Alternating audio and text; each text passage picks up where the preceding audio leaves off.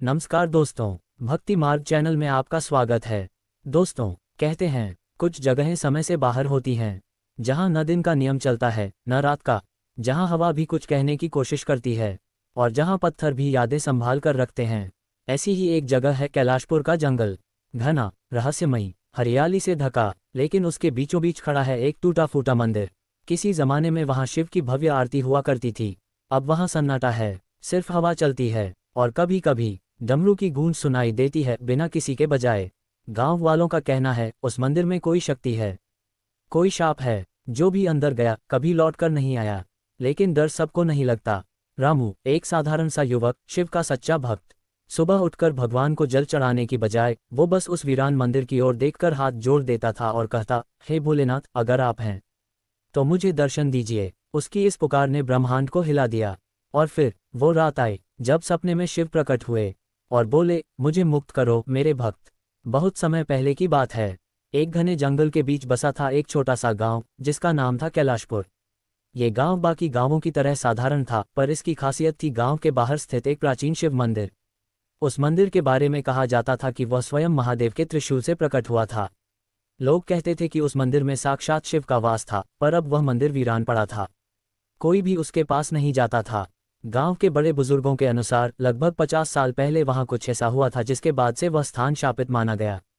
रात के समय मंदिर से डमरू और मंत्रों की आवाजें आती थीं। कई लोगों ने कोशिश की वहां जाने की, पर कोई लौटकर नहीं आया। धीरे धीरे लोगों ने जाना ही छोड़ दिया। गांव में एक युवक था, नाम था रामू।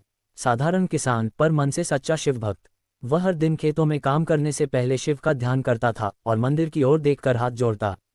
लोगों ने उसे कई बार चेताया, पर उसका जवाब एक ही होता, जहां शिव हैं वहां डर कैसा। एक रात रामू को सपना आया। सपने में एक गहरी धुंध में लिपटे हुए शिव प्रकट हुए और बोले, आओ मेरे भक्त, मुझे मुक्त करो। रामू घबरा गया, पर सपने की स्पष्टता और शिव के स्वर ने उसे विचलित कर दिया। सुबह होते ही वह उठ खड़ा हुआ। उसने किसी से कुछ नहीं कहा, बस सीधा मंदिर की ओर चल पड़ा। जंगल के बीच वो मंदिर अब और भी भयावह लग रहा था। टूटी दीवारें, सूखी बेलें और सन्नाटा। जैसे ही वह मंदिर के द्वार के पास पहुंचा, एक तेज हवा चली और द्वार अपने आप खुल गया। वह बिना रुके अंदर चला गया। मंदिर के भीतर धूप दीप तो दूर, धूल और अंधकार था। पर जैसे ही उसने शिवलिंग के पास कदम रखा, मंदिर के दरवाजे जोर से बंद हो गए। रामू चौंक गया। वह पीछे भागा, पर द्वार नहीं खुला।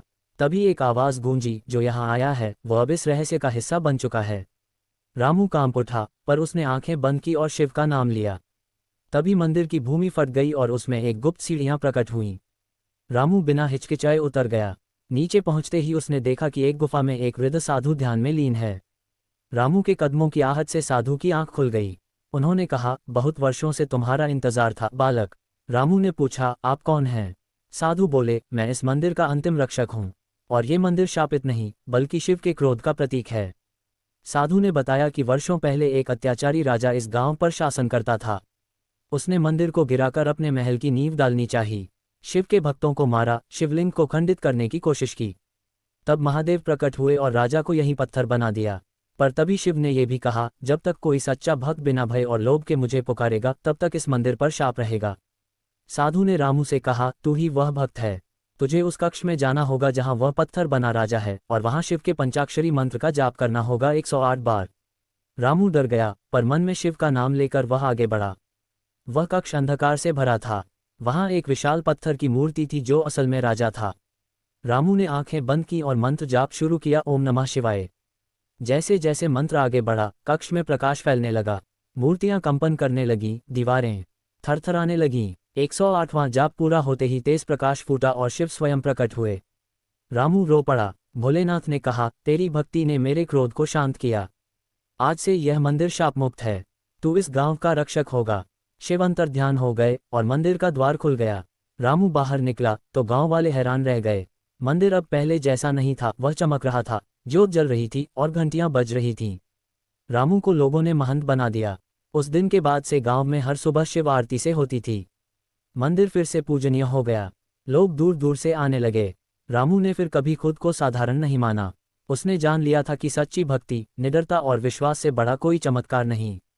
और जो भक्ति के पथ पर अडिग रहता है, शिव उसकी हर परीक्षा में साथ होते हैं। शिव अंतर्ध्यान हो चुके थे। मंदिर के चारों ओर अजीब सी ऊर्जा फैल गई थी, ना ज्यादा तेज, ना डरावनी, बल्कि शांति भरी। ऐसा लगा जैसे सदियों की चुप्पी अब टूट चुकी हो। रामू बाहर निकला तो पूरा गांव मंदिर के द्वार पर खड़ा था। सबने देखा, मंदिर के शिखर पर दिव्य प्रकाश लहरा रहा था और घंटियां अपने आप बज रही थीं। फूल बरसने लगे थे, कोई हवा नहीं चली थी, पर फिर भी फूल बरस रहे थे। गांव के सबसे बूढ़े आदमी ने कांपते हुए हाथों से कहा, ये वही प्रकाश है जो मेरे बचपन में देखा था, आज फिर भोलेनाथ लौट आए हैं। रामू खड़ा था, चुपचाप, आंखों में आंसू लिए। उसका शरीर साधारण था, पर उसकी आत्मा अब साधु बन चुकी थी। गांव वालों ने उसे उसी मंदिर का महंत बना दिया। लेकिन रामू ने महंत बनने से पहले एक वचन लिया, ये मंदिर अब किसी एक का नहीं होगा। ये हर उस व्यक्ति का होगा जो सच्चे मन से शिव को पुकारेगा। यहाँ अमीर गरीब, जात पात का कोई भेद नहीं होगा। शिव सिर्फ भक्ति के भूखे हैं। वर्षों बीत गए, अब कैलाशपुर मंदिर एक बड़ा तीर्थ बन चुका है। लेकिन अगर आप रात को मंदिर के पास से गुजरो तो आज भी एक आवाज़ आती है। लोग कहते हैं, ये रामू की आवाज़ है। कुछ कहते हैं, शिव स्वयं अब हर रात यहाँ ध्यान करते हैं। पर सच क्या है, वो सिर्फ वही जानता है जो बिना भय, बिना लोभ इस मंदिर की दहलीज पार करता है।